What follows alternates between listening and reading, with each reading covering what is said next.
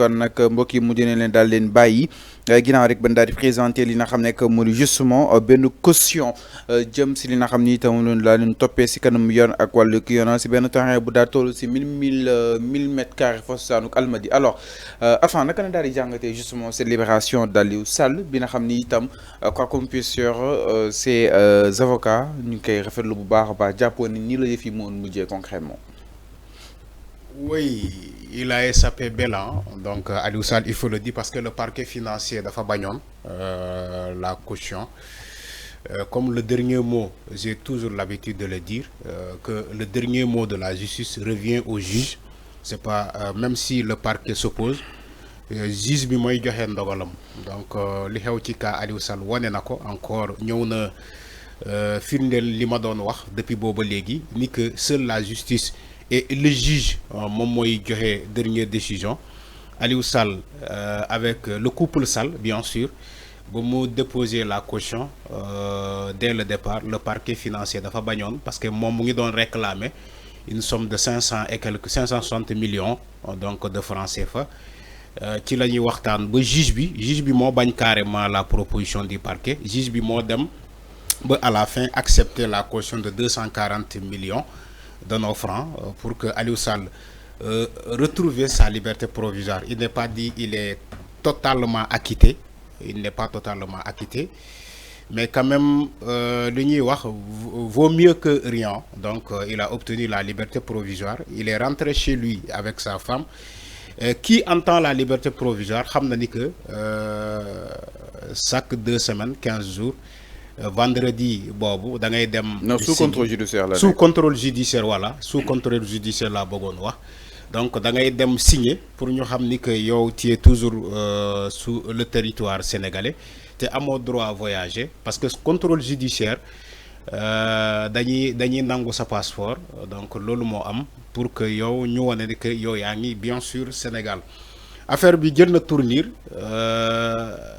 ñu bari dañoo yaakaar ni que dañ koy mandat de dépôt sauf que justice bi ci wàllum escroquerie de deniers publics aussi ci wàllum blanchiment de capitaux création de société écran suite à un rapport de CENTIF justice dafa am nu muy doxalee mooy maanaam ci on peut te permettre d'assigner mooy déposer une caution on peut te permettre aussi d'amener une contestation sérieuse loolu tamit amna benen bu ci top aussi mën nañ la aussi mandat de dépôt automatiquement parce que rapport scientifique loolu la wax surtout le pôle financier judiciaire buñ la convoqué juge bi da fay daal di requérir directement solliciter un mandat un mandat de dépôt loolu moy mbir mi mais je savais man en tout cas bettuma wax naa la ko fi fallu devant tous les Sénégalais nee naa leen coow li lu mu rëy qui déposait caution la ñu mujjee je l'ai dit ici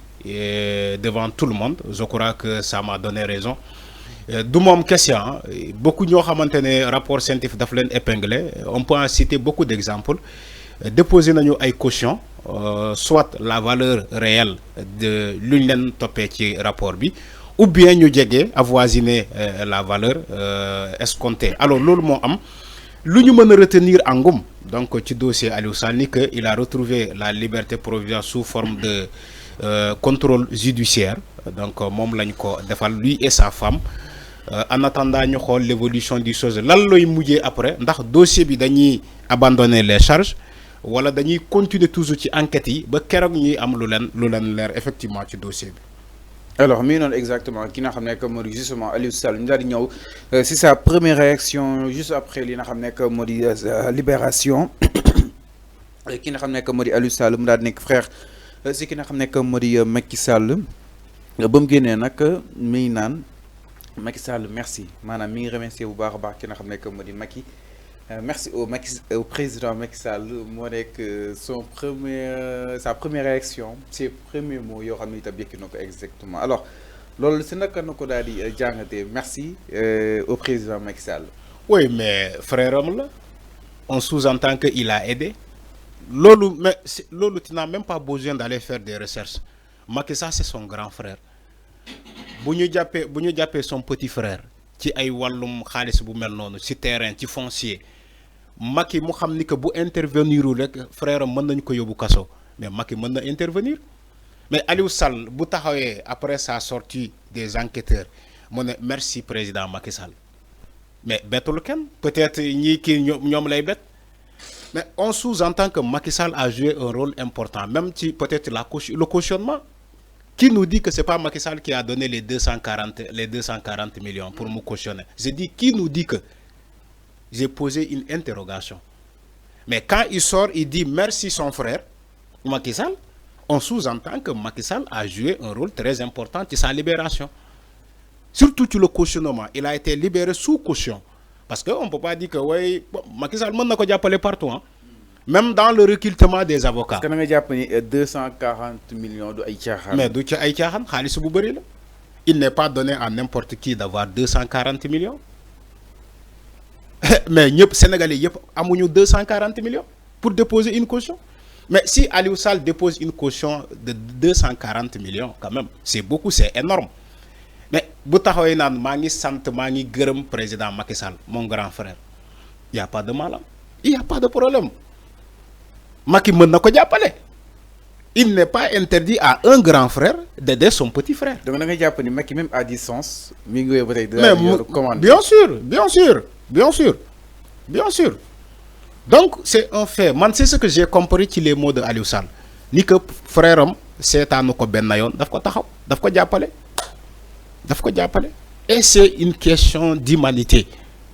La famille d'abord. Mais Macky mom ancien président on am xass non, on n'est pas là xass bu tol non manam la bëgg wax kon wonu ko mëna jappé wonu ko mëna jappalé quand même. Mais c'est ce que j'ai dit Fallou. Mais on n'est pas là pour jeter des fleurs à Macky Sall. Mais ken na tabli ko Macky Sall milliardaire là. Bien sûr. Macky Sall milliardaire là avant mu accéder au pouvoir. Mom mo taxaw mané Abdoulaye Wade moko may 8 milliards. Man musuma gis lolu ci Sénégal. Kuy maye 8 milliards. Non. Bo démé ci aduna bi bëré wuñu dé. Joueurs yaangi ni footballeurs yi c'est des milliardaires mais musuñu maye ay milliards. Jël benn nit mu né ko man ma la may milliards yi ni 8 milliards. Mais mom mu né Abdoulaye Wade moko may 8 milliards bala muy nak candidat en 2011-2012. Donc on sous-entend Macky Sall a été milliardaire.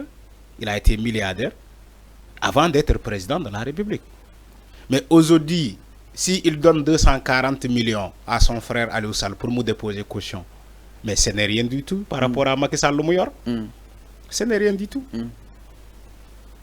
Donc, je crois que le débat, ce n'est pas là-bas. Le débat, moi, dossier bi fall lay muju.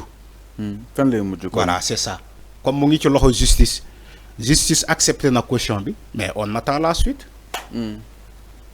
Mais Aliou Sall bu gërëm frère am bu remercier frère am c'est humain, c'est pas c'est pas quelque chose d'extraordinaire. Dina am mujutef nga japp ni. Bien sûr. Tous les dossiers là. Bien sûr.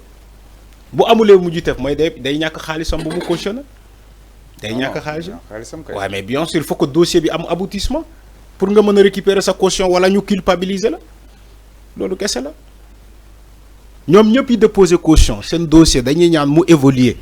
Ba kérok ñu ngi leen di sétal wala ñu ngi leen di tuumal ñaari ñooñu ñoy am soit dañ lay acquitter ñu ne la defoo dara ñu delloo la sa caution wala ñu dem ba xam ni que yow yaa def ñu culpabiliser la condamner la ba pare xaalis bi ñu téye ko ñu téye xaalis bi ñoolu ñaari ñooñu ñoo mën a am. ci dossier quelqu'un boo xamante dafa déposer caution loolu kese la. Maintenant moo tax ma ne la on attend la suite. Des dossiers là nous xam fan lañuy mujjé alors donc exactement après plusieurs jours de garde à vue à la division des investigations criminelles Aliou Sall le frère de l'ancien président Macky Sall et ex-maire de Guédiawaye mom nak ak jabaram mujjé né daal di am benn ko li nga xam nekk mode liberté provisoire. Cette mesure a été accordée après le versement d'une caution solidaire de 240 millions de nos francs à la caisse des dépôts et de consignation. Ñaar ñëw itam si leneen solo ko xibaar ginnaaw lool dañuy daal di ñëw si ki nga xam ne que moo di justement Barthélémy Dias Barth nag génn na daal di wax ak li nga xam ne que